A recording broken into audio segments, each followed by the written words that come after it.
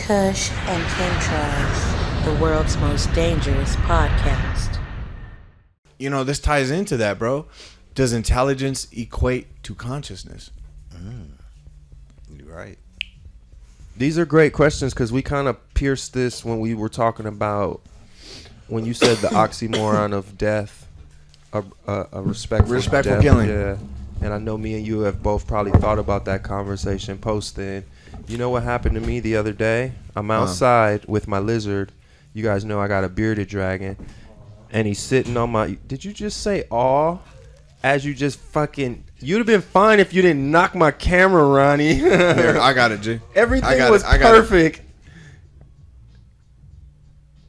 There. Thank you. That's it. Thank you. So yeah, my bearded dragon. He's stupid.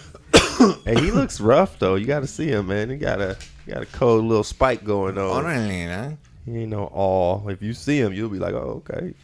I don't fuck with that shit. If I saw any sort of lizard in front of me, like, I don't fuck with that shit, dog. I'll run. So I got one, but go ahead. The craziest thing happens, bro. So how he does is when I take him outside, he sits on my chest or my leg, and he flattens out his back because, you know, bearded dragons, they could really like flatten themselves out so they could soak up all the sun. So he's doing that for a good 5 minutes. But usually I already know when I take him outside, he's going to want to explore. So after he soaks up the sun for a minute, he kind of looks at me, licks me, and then he jumps down. He's like, all right, let me go run around for a little bit. And I'm always like, I let him run around for a limited time because I already know there's predators, there's holes, there's things, there's dangers that he can run to the fence line where I can't get him or something, you know. So I let him run around here and there. Man, some hawks rolled through the neighborhood, and I'm not thinking nothing because where I live, it's by the hills. There's hawks and cool birds all the time. Remember you called me one time and all the birds were chirping and shit? So this pretty ass hawk flies over and I'm like, look, boys, you can see his wingspan. He's not even flapping his wings. He's just soaring. You know how they do. Mm-hmm. And then all of a sudden, another hawk came. And I don't usually see that. Two hawks together, like flying in unison. And then my beardy, he goes from where he was at in the sun, getting his, you know, soak on, to he hides underneath my son's bikes right there, and it's casting a little shade. He hides, and I can see him. He's real low, and his demeanor is now like defensive. You know what I mean? Like, and I'm like, oh shit, he saw those hawks, but I'm not thinking still that those hawks saw him, bruh. Tell me that motherfucking hawk didn't swoop down. It didn't come close. While he was still on the floor, because once I saw him cower underneath my son's shit, I picked him up. But as soon as I walked away with the beardy over to where my wife was standing over by the vegetables and shit, my son tells me, "Daddy, the bird just swooped down." And then I look up and he's right above me. Damn. So if I'd have left that mother there for any longer, he was planning to come and get that mother. I was like, damn, he was gonna swoop right in front of us too and take him. Yeah. It wouldn't have been nothing we could have done. They've grabbed babies, bro. They've grabbed babies Hawks? and taken them. Yeah, bro. Damn. Yeah. They've grabbed babies and taken them, bro. Damn. If left like unattended. Yeah.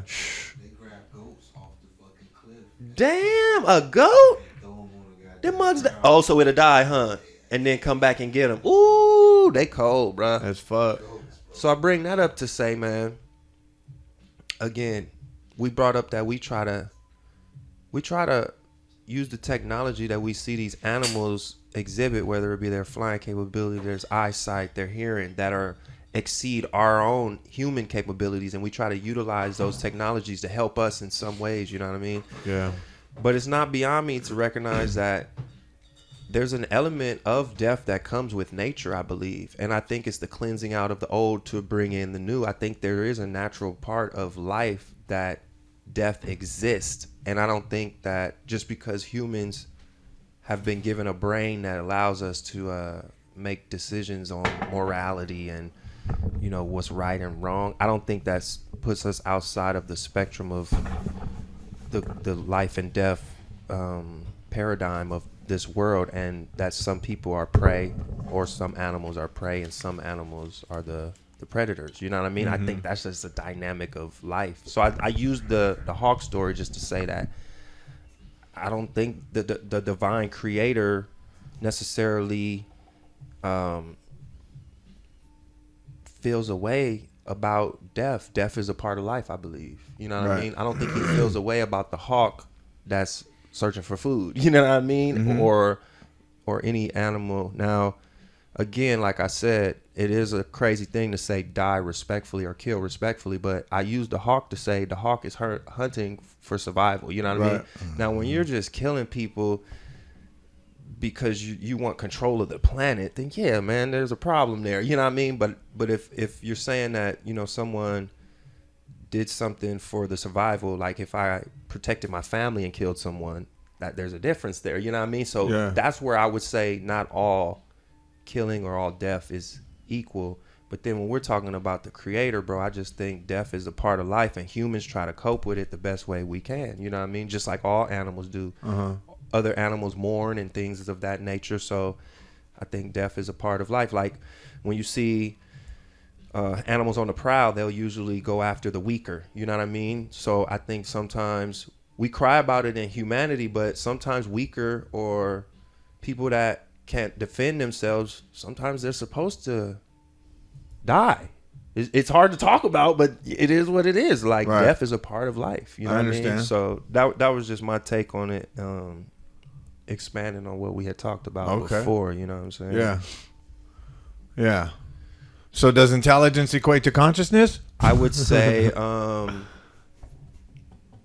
I would say no, because consciousness can be in a tree to me, and we wouldn't equate intelligence to a tree. So I would think in a human understanding, no, but I think a tree is intelligent, and I think a tree is conscious. But I would say the way we use these words, no, intelligence does not equate to consciousness. I believe consciousness is that desire to recreate and to fulfill one's program. A tree is programmed to grow, bear seed or fruit so that it can recreate another tree. Human, same thing. I think we're put here to experience and recreate. That's me. We all have a design inside of us that was decoded in us. So to me, that's our consciousness. That's our connection to the creator, is to follow whatever code was put in us. And everything that's on this earth, I believe, has a purpose. So that's that consciousness, is their connection to the creator. Very well stated. I agree 100%. Yeah. It's like the tree of life, man. Like the Ankh. You know what I mean? Mm-hmm. So it has conscious values, of course. You know what I'm saying? Like, I mean, how you think people talk to trees and shit when Right. they have plants and shit like that? You feel me? If you gotta grow up, niggas go in there and just talk and shit or play music or. So it has a conscious way. You know what I'm saying? Yeah. Not like some old like, let me smoke my cousin ashes in my weed. Right. And I'm gonna think like this nigga. You know what I'm saying? Yeah. But what you was thinking though? What Exactly what he said. was the ballpark around the ballpark? Same Exactly what he said. Yeah. That's what I said. Yeah. I mean, I do not believe intelligence equates to consciousness. I don't think they're one and the same at all. shit. Yeah. And what he said was great. I wasn't going to say that, but I agree with him 100% when he said that everything is, I don't know what you said verbatim, but something. Like designed. Yeah. To fulfill its design. It makes 100% sense. Exactly. Because we always talk about, when we talk about the creator, we've talked about him several times. We've said programmer, right? So yeah, if you have a program, then it's going to fulfill its design, right? I mean, why does this do what it does? And think about Why it. does this do what it does? Think about rap. It though. fulfills its purpose. If, if you want to put that in a rap category, right? Mm-hmm. Like you had Special Ed, right? He was a smart rapper, Right. but you wouldn't call him conscious. You know what I'm saying? You wouldn't say he was a blase, poor righteous teachers or some shit. Yeah. You know what I'm saying? Yeah. Well, but Special Ed was more like, I got it made. Oh, Right. my banana souffle. Ooh, and I got a chauffeur. but that's you're saying, yeah. So if you put it in rap, like consciousness over you know what I'm saying, brainiac shit. Right. Now, when I call Ronnie old school, he gets mad at me, you guys. You guys have seen him get mad at me. But this nigga just used the oldest references possible to make his point right now, bro. Special ed. Do you know these people don't know who you talking about right now? The people that fuck with me, you know, I don't really know no youngsters. You know what I'm saying? And if I do know youngsters, shame Man on went me. in the crate to make this point for my y'all. kids. Fool said, let me tell you something, bro. Chuck Berry, Hey, when he wrote that Johnny nigga was Be doing Good, the twist. when he wrote Johnny Be Good, when that Jesus. nigga was doing the twist, Yeah, I can tell you chubby something. checker, nigga. I was just gonna say, yeah, chubby checker, man. Kush and Kim Tries, the world's most dangerous podcast.